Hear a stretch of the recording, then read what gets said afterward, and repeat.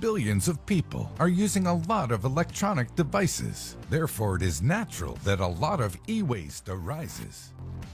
Americans throw away an estimated $55 billion in e-waste material annually.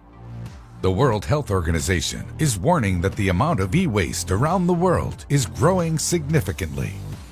But what is e-waste, and why are there many health risks associated with it?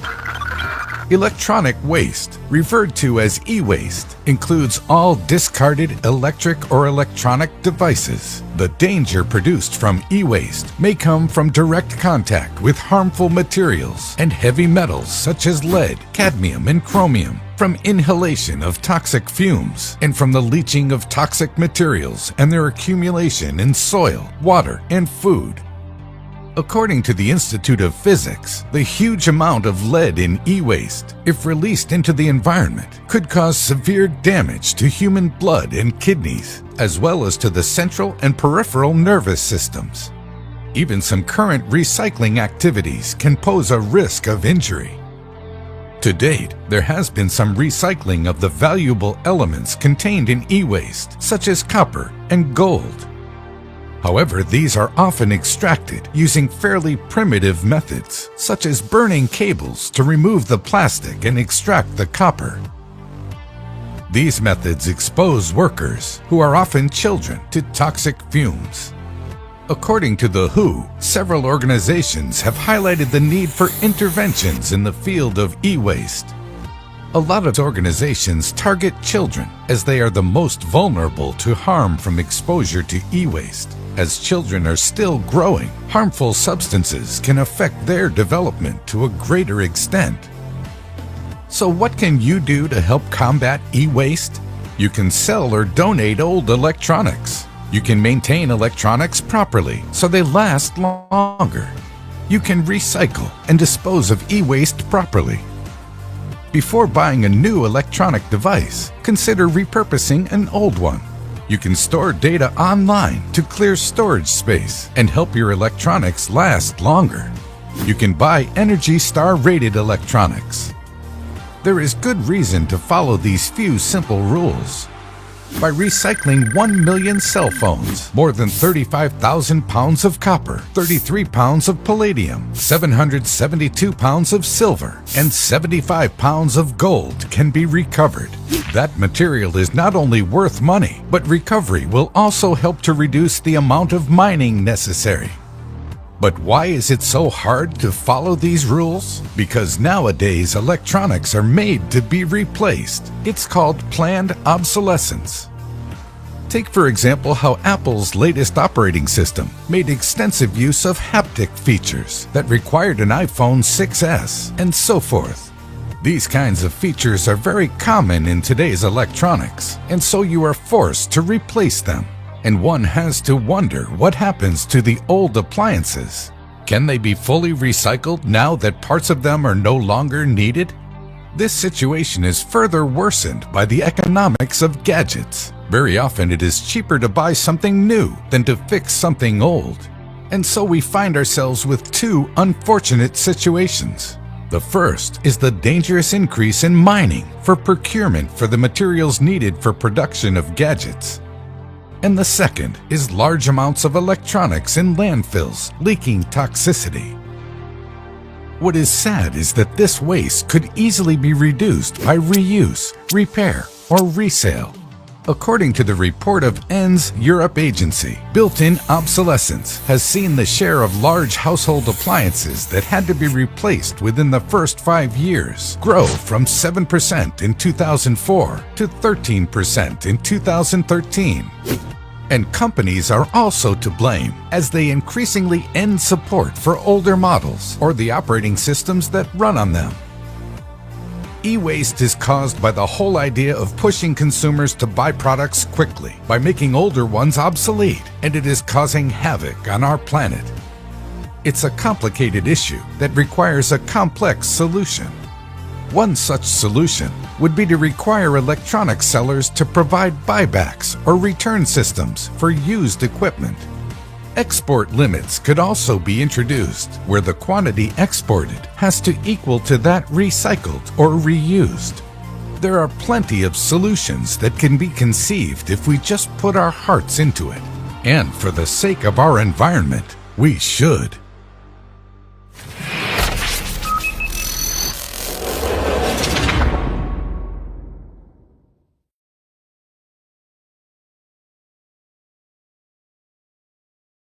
Fellow consumers, those that are watching us on Humanist TV Africa, once I would like to welcome you to the series once again. We have been off the series for some time. That was due to other pressing concerns that we were dealing with the consumer agenda and making sure businesses serve us better. First, as we roll in our new series during the Green Action Month, from our perspective, we are going to run a series on regards to e-waste.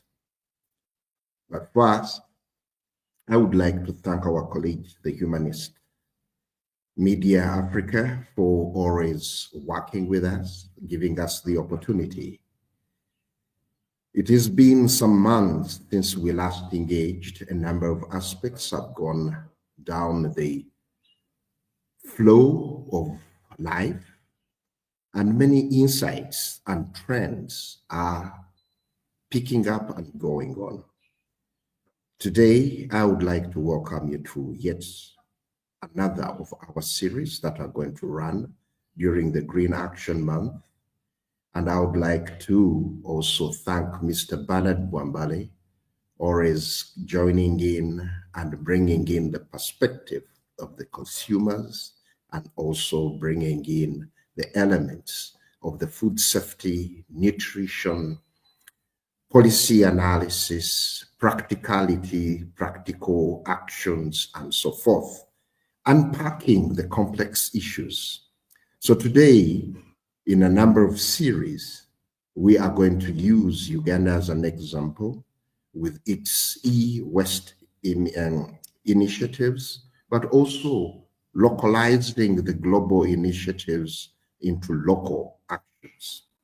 Consumers, wherever we are challenged and we are moving in a digital world. Many of the aspects of the infrastructure, the platforms that we use are all having positives and negatives. So today, we would love to understand e-waste. What are our consumer rights and responsibilities? What do we need to do as consumers to make sure we are protected, to make sure that businesses do better, and we all have a sustained and a resilient future? Looking at all this, we will need to appreciate that, colleagues, we as consumers, all the generations, the extractions, the production is made to meet our needs and wants. So this makes us part of the process of looking how production is done and how we consume it, whatever is produced. So responsible consumption and production becomes part of our agenda as the market and as people who are utilizing and disposing of what ends up to be e-waste. We'll appreciate that many initiatives have been going on, but from different perspectives. You look at the emissions that we're faced with. But earlier in some of our series, we looked at zero waste, where all the aspects that have been in our video, which was reflecting on America, we can localize it and reflect on us in our respective countries. And we will be using Uganda as a case shortly. Like I've mentioned, all production is done in our name to meet the needs of the consumers, the demands of the consumers, the wants. So that requires us as major stakeholders in the process of production to contribute to responsible production by speaking out and up, and by contributing it, making sure we do responsible consumption and also raise issues that do not facilitate responsible production. So, having appreciated that communication and the digital economy is no longer a privilege, the digital divide is an aspect that is globally being reduced by bringing the element of inclusivity and making sure that all consumers are on board. So this brings in the element of our rights, making sure that all the consumer rights, as Bernard will be unpacking later, are well aligned. Like I was saying, the needs that we have as consumers, the aspects to do with the digital appliances, digital infrastructure, digital services are a prerequisite to get our basic needs. You'll find that we are buying food online, we are buying clothing, we're doing payments for health care, we're accessing education, we're paying for sanitary services, all using digital platforms, digital gadgets, appliances in our homes, and so forth. So the digital environment that leads to e-waste needs to meet our consumer rights, the right to basic needs. We need the right to safety, the right to information. We have the right to choose which digital appliances that we will use, so that we make the right choices, and we make these right choices through the right information. And once all these, as we access all these gadgets, of the gadgets we have done of our choice, in case they are not of good quality, in case there is greenwashing, misinformation, we need consumer representation. In that, the consumer representation will help us to get redress. With consumer representation, advocacy, and so forth, we end up getting right programs for consumer education like the one we're doing now, and our other right of a healthy environment. We can only realize it when we have got responsible consumption and production. So e-waste impacts all our other consumer rights, but it also leads us to, you cannot have rights only, you need to have responsibilities as a consumer, where you need to be very critical of the type of gadgets. Is the gadget going to impede my well-being? Is it going to affect the current and future generations? You need to be critical aware. In case that you see all these things, you need to take action. And as you are applying and taking actions, using the technologies, using the devices, you need to be socially concerned. The actions that I'm taking, are they going to be affecting the others?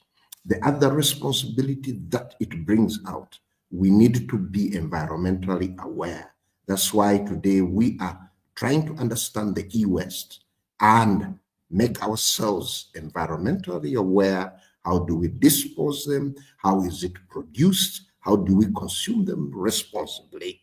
And having understood this, we need to be in solidarity as consumers to make sure that we have got a green economy, we have got a healthy green environment. That's why we need to take action during the Green Action Month. That's why we need to take on the principles of zero waste, so that we do not get affected by all the devices, all the the aspects with regards to e-waste. So we need to take action as consumer advocates, individuals, to sensitize ourselves, to make sure policy is working well, to make sure that we advocate, to have investment in implementation of the policy. And once that is done, we make sure that there is awareness, places of collection, places of everything are well done. When we are informed as consumers, we are big changes. We bring the biggest change that is sustainable and resilient because we will be acting responsibly. Having given that background, I would like to take this opportunity to bring on board my colleague, Mr. Bernard Bwambale, who heads programs at the Consumer Center, Consent, and also coordinates the food safety aspects at the Food Safety Coalition Uganda. And as you watched the video, you must have seen how aspects of e-waste were well correlated on affecting the environment, affecting our food, having chemicals, having a number of contaminants that can impede our health. So with that curtain riser and on the launch of the new series, I would like to welcome Mr. Bennett to come in and share with us the different perspectives as we move towards an inclusive digital economy as responsible consumers. Mr. Bernard Bwambale, you're most welcome. The floor is yours. Thank you, Mani Chimila. It's an honor always to be on this call. And apologies that we've taken quite some time without sharing with consumers what is happening. But of course, we've been handling other consumer issues. But I'm glad that we are back to this show, again, to share perspective of the different issues that affect consumers out there. And of course, today we are looking at e-waste. It's quite a crazy subject matter, but it's something worth reflecting about. So when I saw the topic we are discussing today, I asked a lot of questions again, as usual. One of the questions I asked myself is whether we even actually understand e-waste. And I think for our consumers out there, we need to think about electronic waste. Even governments, it seems governments are also not thinking about electronic waste. But just think about having a cell phone, and then you realize that you no longer need it, and then you throw it away. Think about a radio. You have a radio cassette somewhere, and then you think you no longer need it because maybe there's been transition. There are new models that have come on board, and so you want to acquire a new model, and you end up throwing away the old model. So all that is part of e-waste.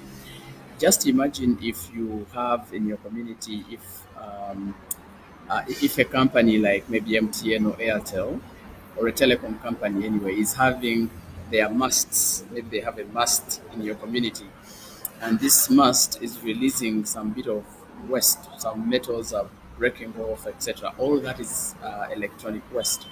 So basically, when you're talking about electronic waste, we are looking at all these electronic devices that we are no longer using and we end up discarding them off. So we're talking about things like computers. You could be having a computer at home or a laptop or a tablet, and you think you no longer need it. Maybe because it is outdated, or maybe it has broken down, or maybe a new model of it has come. There are people who just dispose of items because they no longer need that particular model. It could also be cell phones, the phones that we are dealing with, the small phones, the smartphones, all sorts of phones, whenever we discard them off. And their gadgets, actually, it could even be the headsets. It could be television. It could be home until you have old televisions, or you have these sets of televisions that you have. Currently, you see people having 4 or 5 televisions in their home, and you wonder why they actually have all those. So when television sets grow old or broken up, whatever, and then you discard them off or you dispose them off, that is part of generating electronic waste. For people in offices, we know that you have a lot of, if not computers, you have printers, you have scanning gadgets, you have photocopiers. All those are electronic gadgets or devices that whenever you're not using them, there is a risk of you disposing them off. And when we discard them, we are creating actually what we are referring to as e-waste. If you have anything electronic and you're using it and you decide to discard it, it is actually electronic waste. Now, we need to reflect.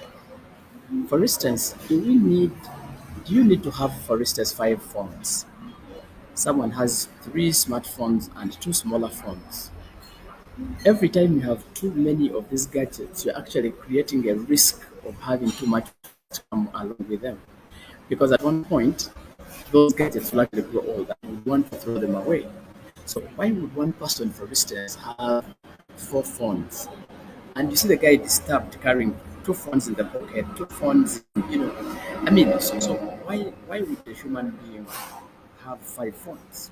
So the issue would be, what about if I have one cell phone but can accommodate like 3 lines? So if I have 3 SIM cards, all of them can be one cell phone. I mean, that would actually reduce the amount of e-waste that probably we generate. If we look at people who have computers, you have a computer, you have a tablet, you have a cell phone, and then you have a projector, and also you have a smart screen.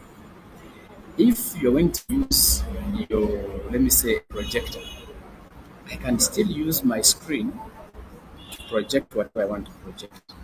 So sometimes we actually bring a lot of gadgets to us unnecessarily. So sometimes it's really not about that we have too much money, but I think sometimes a lack of awareness on waste generation. So as we're talking about waste, e-waste, it's important to reflect on how do we generate e-waste. One of the common things is just having too many unnecessary things. I have seen young men and women of our age, someone has 5 headsets, the big headsets, the wired small headsets, then you have the smart headsets, then you have, I mean, you have so many things that can do the same. So at the end of the day, you keep on throwing them away or you keep discarding them. So that is basically the composition of what we are calling the e-waste. Now, I want to quickly look at the impact of e-waste on health and on our health, but also on the environment. Now, you remember that the era we are in, the 21st century, we see a lot of cancers across the globe, and more so in the developing world. While cancers have been attributed to consumption of unhealthy food, but we see a very huge correlation between cancer cells and e-waste. You will note that most of the gadgets that we have on the market are made of very deadly chemicals. For instance, you'll find cadmium in some of our cell phones, in the wires, you find copper, you find cobalt, you find mercury, you'll find lead. All of these are heavy metals, in fact. Now, what happens is that when we generate e-waste, because we are not even conscious, you'll get this e-waste. Now, for the case of Uganda, for instance, you generate e-waste, and this waste finds itself in a landfill, let's say in Jersey. But the electronic waste is already having mercury, it's already having copper, it's already having cadmium, it's already having lead, and all those other heavy metals. So when you throw them alongside food and the other waste, it means that these heavy metals will certainly mix in that landfill. And when it rains, the waste, in fact, the heavy metals will actually ooze out and they go into our water bodies. And when they go into our water bodies, we are also busy picking the same water and we are drinking. So while you're drinking water, you're also drinking probably lead and cadmium or whatever.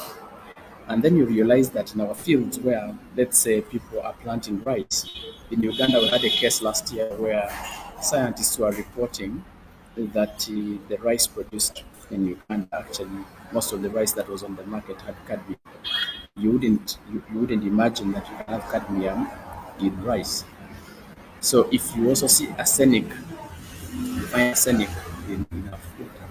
We find lead. We have seen a lot of mercury and lead in our yams because they're being produced near water, maybe wetlands.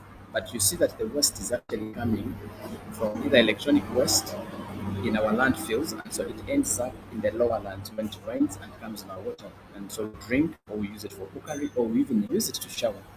And even our animals are taking the same water. So you see that there is a whole value chain of electronic waste that ends up in our human bodies, that ends up in animals' bodies, that ends up in our food system. If you look at these other heavy metals, they will certainly go into our soil. And the same issue happens. Our plants are actually absorbing those heavy metals, and at the end of the day, they end on our plates and eventually in our bodies. So you find that e-waste is one of the contributing factors that we can blame for the increased cancer rates that we have in the country, just because a lot of waste materials are actually entering our food system without knowing. What about our people?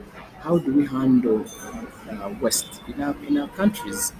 Because of lack of proper infrastructure and proper planning and lack of governance, you find that waste is being burned. Someone just put a pile of waste and they start burning it. Now, every time burning electronic waste, remember, it has the gases, rather it has the heavy metals, lead, mercury, cadmium, and others, and copper, even sulfur, in fact. So every time you're burning them, it means that you're emitting all those into the air, and that is number one pollution that you cannot run away from. So you see a lot of pollution. But what is the meaning of this pollution to health? It means that the moment the environment is polluted, then all of us are inhaling unnecessary compounds in our bodies, and this can affect the functioning of our body cells, and that could be a very high risk factor to respiratory diseases, which are actually claiming people's lives, but also contributing to the carcinogenicity or the cancer-causing compounds that enter our bodies. And so you will see a rise in non-communicable diseases that you cannot actually tell where they're coming from. What about the children who have access to this? So you find that you have children, not babies, who are continually inhaling these compounds, and at the end of the day, it affects growth and development of these children. It makes their blood even more acidic, and many children will have diseases that we may not even tell which name they are, and many of them actually can die even when they are early. What about our pregnant mothers? The same. Every time they're inhaling these unnecessary gases, unnecessary compounds, it can actually distort the reproductive system. It can actually distort also the growth and development of the fetus, and many of them may have miscarriages here and there. So you see, it's a whole value chain that we need to think about thoroughly to make sure that we address the impact of e-waste on health, but also the impact of e-waste on the environment. What about injuries? Injuries is another big issue in our developing countries like Uganda. People have a lot of injuries. But where do the injuries come from? If you look at the women and men who are working at our landfills, many of them do not have protective gear. Many of them do not have maybe hand gloves. They don't have gum boots. They don't have face masks during the course of their casual work as they are sorting this waste. So just imagine you have a cable or you have some sort of a motherboard that has been thrown away, and then the person touches it with their hand and then it just cuts off the hand. You've seen men and women have kind of injuries on their hands, on their feet. Maybe they are walking barefooted, and so they stay in the cable, and it cuts off their feet or their limb. All that is part of the health concerns that we never talk about. So there's a lot of connection between the health of our people and the e-waste that we are actually generating. So we can do something to make sure that we minimize on the impact of e-waste on our resources, but also on the health of the people, and we can be able to improve. Now, one of the other salient issues is looking at governance. Who is responsible for managing this waste? If you look at the way waste comes in our countries, you find that most of the cell phones we have, for instance, in Uganda, the fake phones. Now, a fake phone is just equivalent to the radio waste. What that means is that you have this cell phone. First, it's a fake phone. You use it one and you put it in your ear and it starts hitting up. And so, in the fear of that, you have to throw away. Or this small phone has some bit of a battery inside, and every time you're speaking, maybe let's say after 20 minutes, battery enlarges, the battery becomes very hot, and that alone can actually blast the human person, and then the person dies. Alternatively, the person will start fearing for their life, and they just throw away the battery. So you can see that that is already a live bomb that we are throwing in the space in the community out there, and anything can happen. So you see, the question is now who is regulating the entry or exit of cell phones to the countries? Why should we have cell phones that are fake just to make sure that you're generating wealth? I don't know what that would mean. So I think the Communications Commission has a lot of work here to make sure that products that are coming in the country are actually regulated. They are not fake. They are products that can have a longer longevity. Now, going back to governance, do we have a policy framework, for instance? Do we have a legal framework in place that if I bought my gadget and I realize that it's fake, or I realize that it is not taking as long as it's supposed to take, then as a consumer, I should be able to redress where do I go? Do we have a regulation there? Do we have a guideline? Do we have a policy framework? Do we have a legal framework to that concern? So how are we supporting our people to actually be responsive? How do we support businesses to be responsive in managing their e-waste? If a company is making phones and sending them to Uganda, do we have warrants or guarantees that they can, after 1 or 2 of using the phone, that same company will come and pick all the used up phones and they take them back for recycling? Because if we want to minimize this waste, then at some point we need to recycle the waste. Then we don't have capacity to recycle it. What about now these companies that make these cell phones, that make these gadgets? Do they have provisions where every 2 years or so they have to come back and collect a batch of their phones or gadgets, whatever they are, and they take them back for recycling? Do we have that kind of arrangement? If we don't have, that can be mandate of government to do that every person bringing in a particular gadget, they have to come and collect their waste. So that a consumer uses this gadget and he knows where to put it after a period of expiry. By the way, are these gadgets having expiry dates? Do we know the expiry date, for instance, of a particular phone, of a particular cable, of a particular gadget? Do they have expiry dates? In fact, as a consumer, I have a right to information, but do I even have the information of the components or the composition of the cell phone? If it is a computer, do I know what it's made of? Do I know the key components there? Do I know the hazards that can be associated with it? This information might be available to the consumer. Now, if it's not available, it means that we are contravening the rights and the rights of the consumer. Sometimes these gadgets also have information packs, but it's my responsibility as a consumer to read the pack.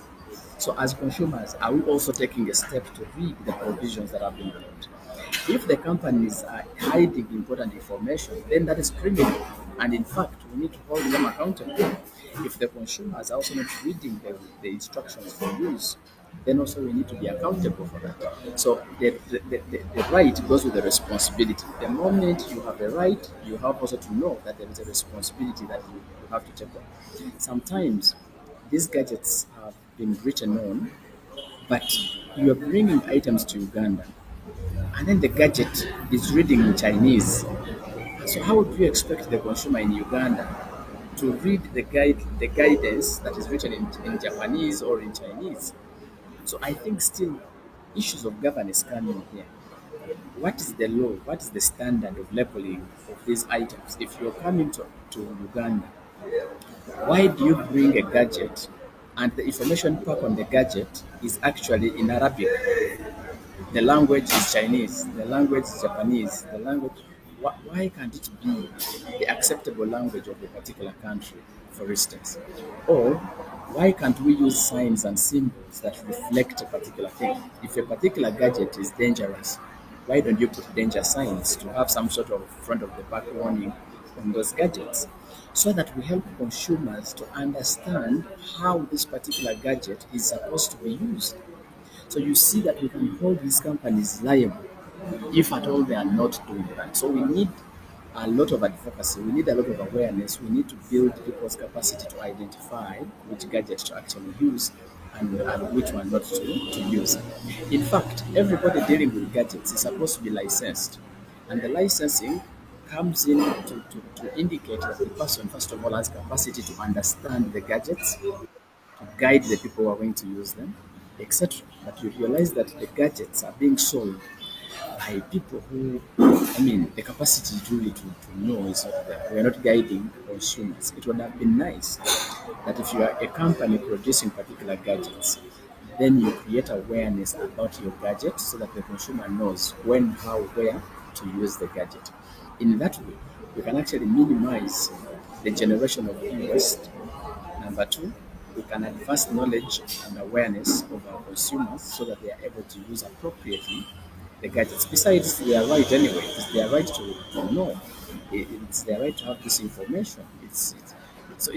We are not even begging. That is how it is supposed to be. All information relating to a particular gadget should be available. If a gadget has a risk, a health risk, and you realize that you come after 1 year of usage, why don't you guide the consumer that this phone should only be used for a maximum of 2 years or 1 year, depending on what the manufacturer has? Because at the end of the day, the moment this information is hidden from the consumer, the safety of that consumer is compromised, and yet it is their right to safety. So we need as companies to reflect, when do I bring this information? How do I have continuous awareness even after the sale? How do I collect waste from the products that are put on the market?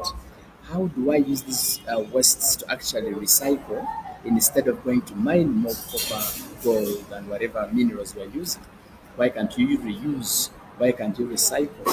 Why can't you reformulate these other products that are actually waste? As a country, we need also to come up with some bit of policy or regulatory framework on e-waste. How do we handle e-waste? Where do we discard it? Why should e-waste be taken to a landfill, for instance? Why should e-waste be mixed with food waste? Because we know that at the landfill, the moment there is food waste, it can be sorted, organic food or whatever, and it can be used for manure. Why don't we have the same provisions for e-waste? So how do we manage this e-waste? So we need to be, I think that we need to be keen. As the population increase, we expect that there will be increase in usage of electronics, but also there will be increase in generation of electronic waste, and therefore we must plan to actually have, when we are writing our policies on waste, do we categorically show the e-waste bit of it? Do we ever bring on board the provisions on how e-waste is going to be managed? We have areas where we have deliberately designated for e-waste collection. So, for instance, the commission, Uganda Communications Commission, can we have a designated place, either at the workplaces, in the centers, in the city centers, district areas, where e-waste can actually be gathered, and then we can know that this waste can go back and be reused. Now, as a matter of fact, we also need to think about the donations, donations of e-waste, rather of used up materials. If my phone is no longer meeting my needs, because now if I'm a Gen Z, I need a smartphone that is very fast to respond to the things I want to do. Maybe I want to do AI, I want to do a lot of things. Now, if I have a cell phone that is not meeting that, instead of throwing it away, I could donate it to someone else. So as I get a new gadget, I have not thrown away the older gadget, but I've given it to someone else who can actually productively use it. So instead of throwing away, we could actually do donations. If we cannot do recycling, if we cannot do proper management, then why not? You could think about donations of these gadgets. So that will minimize the amount of waste that we keep on generating.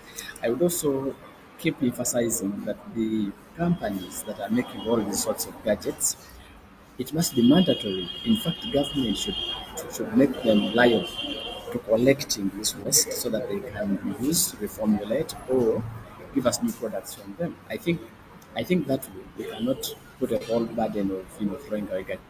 If I buy my Samsung phone, then Samsung they should where I can go and dispose my other phone. So I think that way we can go to really to minimize the waste. Now, lastly, maybe for purposes of customizing and trying to come towards the end of the show, it would be necessary that we keep empowering our people. Why can't we have, for instance, on national media platforms, campaigns on creating awareness on e-waste? It could be a role of the commission, in fact, that is responsible for these gadgets. But how often we do it? And I want to encourage our governments and our stakeholders, our partners, that you cannot use one kind of approach to reach out to people, because people in the rural have these things. People in the urban also have. So if you use Twitter, for instance, you have a particular group that you're getting, and you're leaving out a big section of people who do not use. Most of us in Uganda use a radio, listening to news and also any other sort of information. But how often do we use radio stations to cascade this information to the people? That is why most of our other fraction of community members are using word of mouth, maybe in a church, in a mosque, those social events. How do we leverage on those events to create awareness on managing and handling evils that we are generating day and night? When these telecom companies come and establish a mast in our community, how often do they educate us on the potential risk that these masts are going to cause to us, our health risk, but also the environmental risks? If you set up a mast in my village, then I must be aware of the possibilities or the risks this gadget is going to bring to me as the consumer. In that way, it will help us to take a lot of action as consumers. When we start seeing risks, then we are able to report, we are able to quickly seek redress, we are able to inform you it's not happening. But the moment you hide information from us, the consumers, then you're causing trouble to us. So at the end of the day, then we keep generating waste and polluting the environment, polluting our soil, polluting our water, polluting our food system, and we end up getting now lastly consumers. When you see these things happen and you see that your community has 3 masts or it has whatever waste is being generated, how often do you take action and how often do you report, how often do you complain, how often do we reach out to the people responsible? So I think with those opening so many remarks, Mr. Chumera, I think we can build from there as we come towards the end of our show. But I think that those could be pointers of how we're generating waste, but also how best we can address the issues of e-waste management. Yeah, thank you. No, thank you very much, Mr. Bernard Bwambale. Having scanned and roved the range of the digital ecosystem, as we all appreciate, whatever you have shared shows that every country needs to protect their citizen, empower them to make sure that they do not get affected, having fatalities with regard to the vagaries of mismanaging e-waste. Now that we are understanding e-waste is the foundation to date, we have had industrial revolutions, we have had what? But now we are having the digital revolution, the Internet of Things. We need to appreciate and ground the issues that touch the infrastructure of the digital ecosystem. The most important aspects, as we conclude, we mainly need to appreciate the importance and responsible management of eWaste. This will safeguard us to have one healthy planet where the environmental protection will be effective, consumer health will be protected, the responsible utilization of natural resources, and also bringing in a culture of quality, a culture of good, sustainable practices, where as citizens in solidarity, we are in a position to influence policy right at village, community, as communities in a village, as in a district, regions, nationally, continentally, and globally. We need to think global and act local. This is going to help us because most of the negative effects, well, they can be global, but they start at our households. We will appreciate that the digital divide might be big. The internet divide might be big, but the digital appliances in all their assorted manner, the gap has narrowed greatly. In one way or another, the digital gadgets are at our palms, in our communities. You will find in all our schools having the donations done to us. Those donations too, once they reach their extreme life cycle, will need to be disposed of. So the infrastructure that we will need, the policy ecosystem, the implementation strategies will need to look at the wide range. After recycling, how sustainably do we reuse every product that comes out?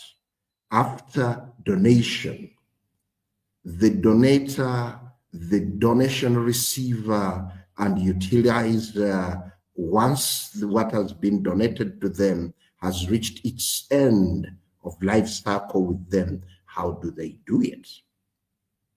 Reselling, how do the resales come to us? We are looking at fit for purpose.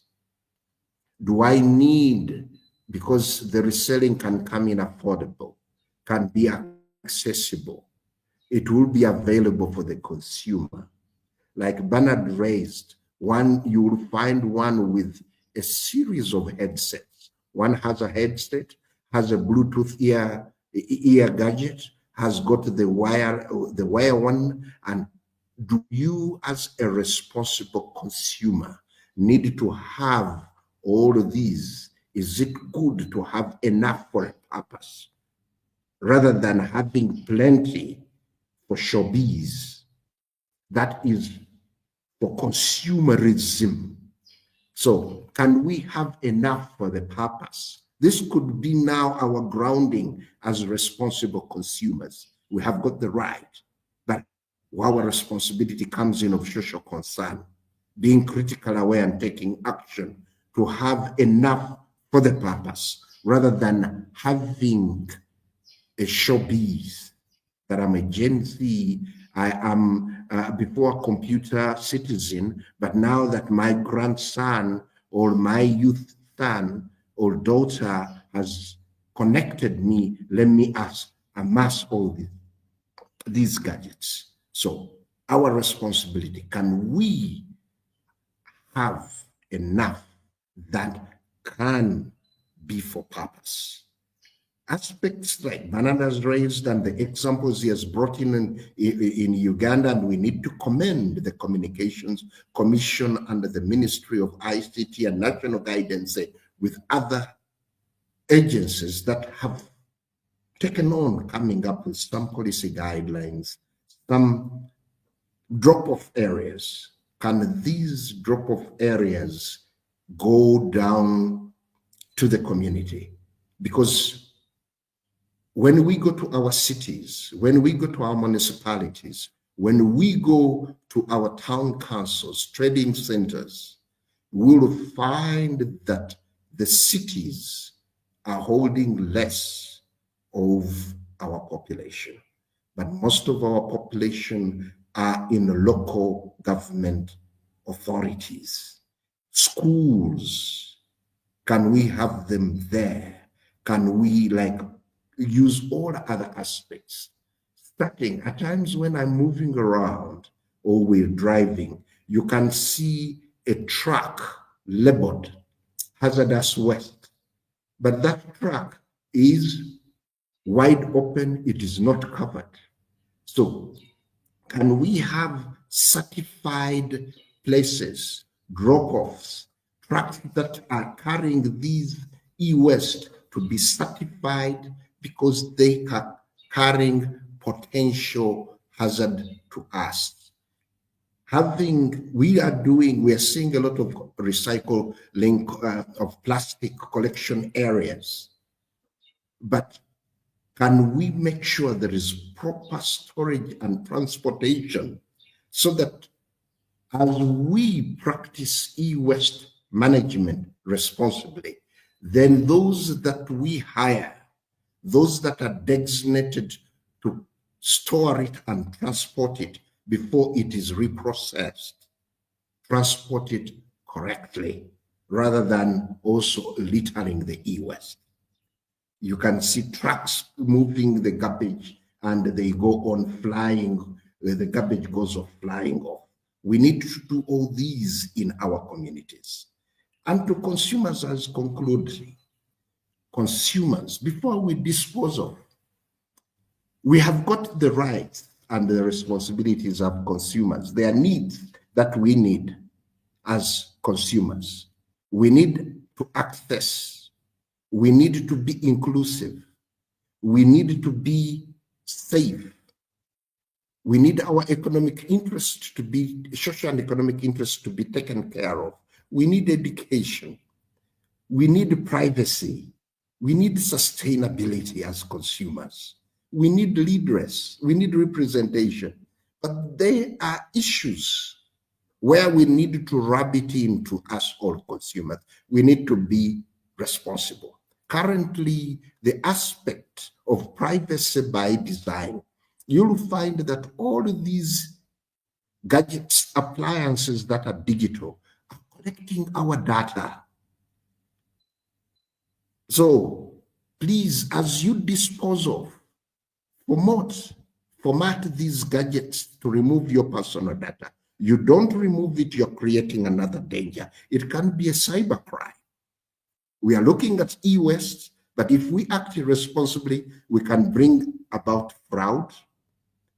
People are doing a lot of deep fakes, which are done by the digital appliances, which end up being e-waste. But if we leave our data on these gadgets, the fraudsters can use them. Bernard has talked about removing the batteries and disposing them off responsibly. These batteries going into water sources, our environment, food sources, the air sources, these will greatly affect us, and we will have quadro burden. We have a burden of e-waste, we have a burden of environmental pollution, we have a burden of unhealthy consumers, and then we have a burden of crime, having not wiped and taken away your data. So we end up having a cocktail of tragedies, which is not good for humanity, ending up having a cocktail of irresponsible practices which affect the healthy planet that we need.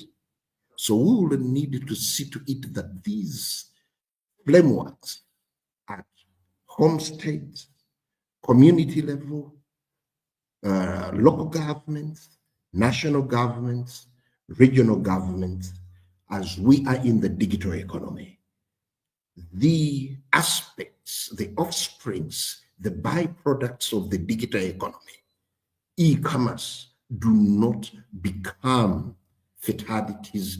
They do not guarantee the current and future generation of the global world. Having said all that, we will always need to plan. As we plan, we will need to continuously check. We analyze our actions. When we see that things are not working out, then we will need to act and make them proper. All of these require us to continuously look at the environment. Whom do we work with? Whom do we engage?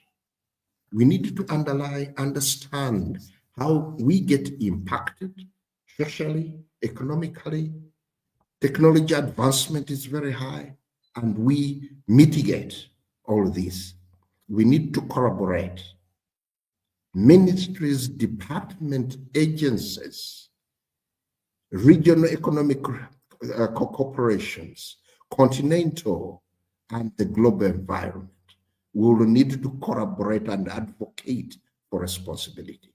We need to sustain all these initiatives. Programs like these, we will need to sustain them for awareness.